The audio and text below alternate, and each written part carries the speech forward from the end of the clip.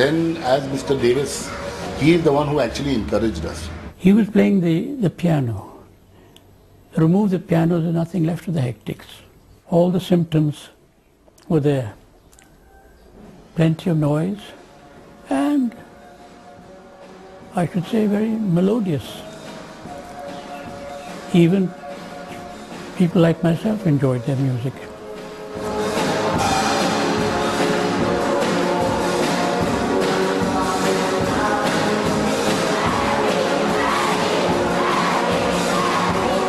He didn't have a stage fright. Otherwise, he would be a shy boy. But when he went on the keyboard, he would be in a bliss playing. And like, I would put it crudely, like getting multiple orgasms.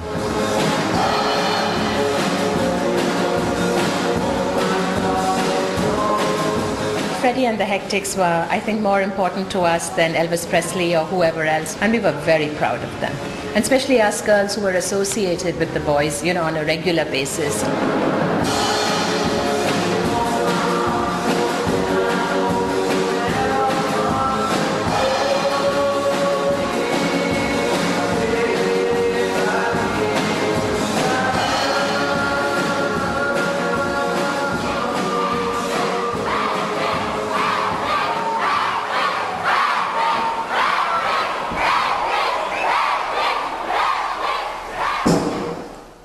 The whole environment, Panchgani, the atmosphere, the climate, the upbringing, it was so peaceful.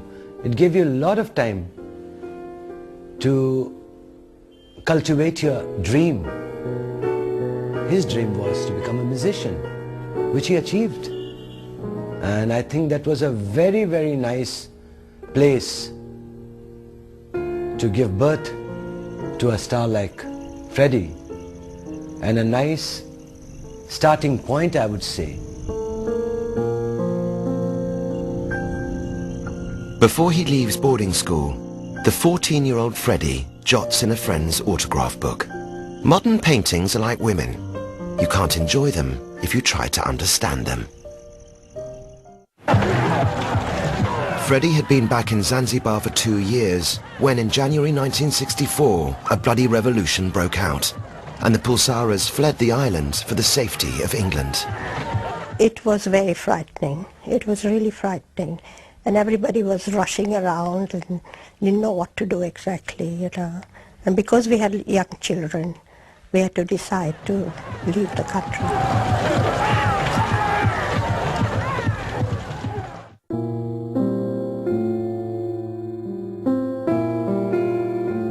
They settled in Feltham, a tough working-class suburb near Heathrow. If Freddie had the choice, he would have been born at the age of about 21 in Feltham.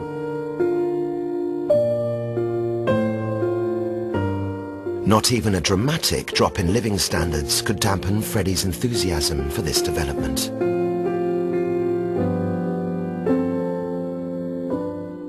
When we first came, it was summertime. It was in May, I think. But still we felt cold. My first impression of England, I didn't like it because it was so cold. And I thought, why did my mum and dad bring us here?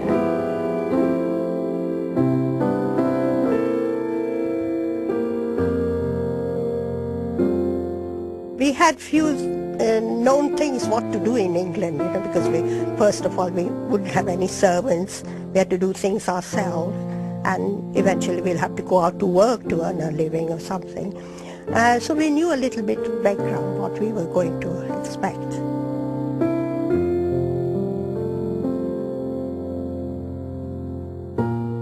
Freddie was so excited to come here and kept on saying, we'll all help together, Mom, and we'll do it, you know. And that's kept us going. One of Freddie's first jobs was packing crates on this industrial estate.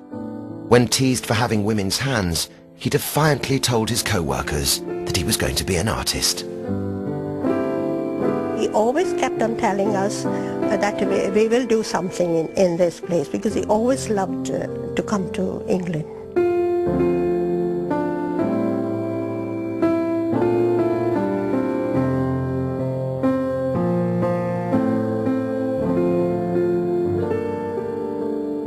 Freddie stood out against other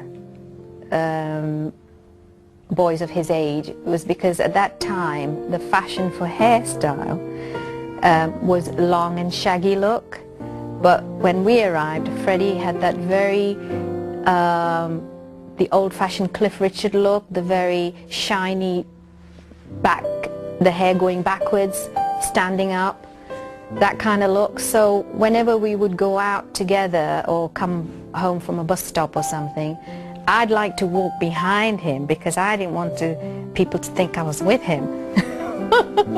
Everybody dressed so differently, you know. And he being an artist, his eyes are always for the best and good things, you know. And of course with long hair at that time.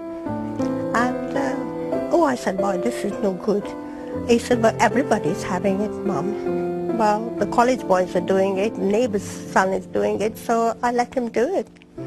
And I had to let him carry on.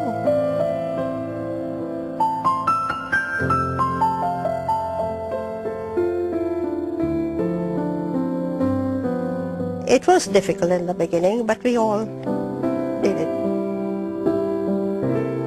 Freddie was ineligible for art school as he had no academic qualifications.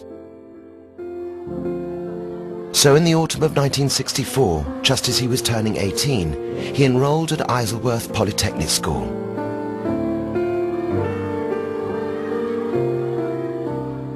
Leaving in the spring of '66 with an A-grade A-level under his belt.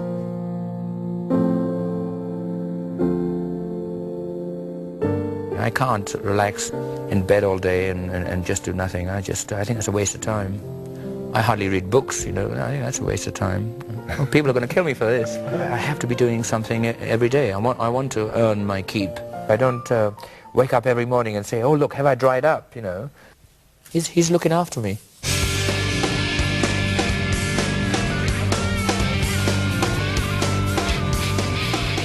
In autumn 1966, Freddie joined Ealing School of Art, where he studied graphic design.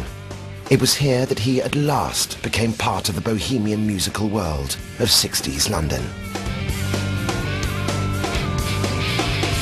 My name's Jerry Hibbert. I met Freddie at Ealing Art School when we were studying graphics together in the late 60s.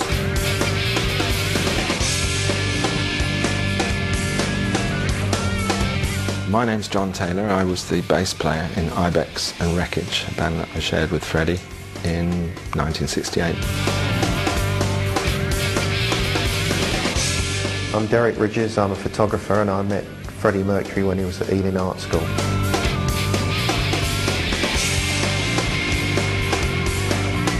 I'm Peter Straker, and I was lucky enough to know Freddie Mercury, and I consider myself one of his best friends.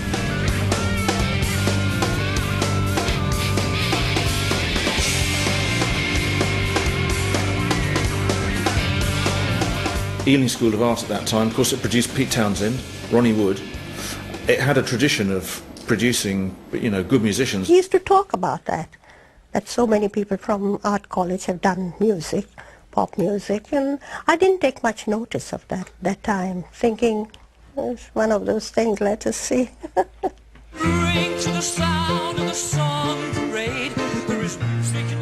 Hard work wasn't high on the agenda at art school in those days. But Freddie's time there produced a wealth of beautiful drawings, portraits, pop art paintings and fashion sketches, seen here for the first time since then.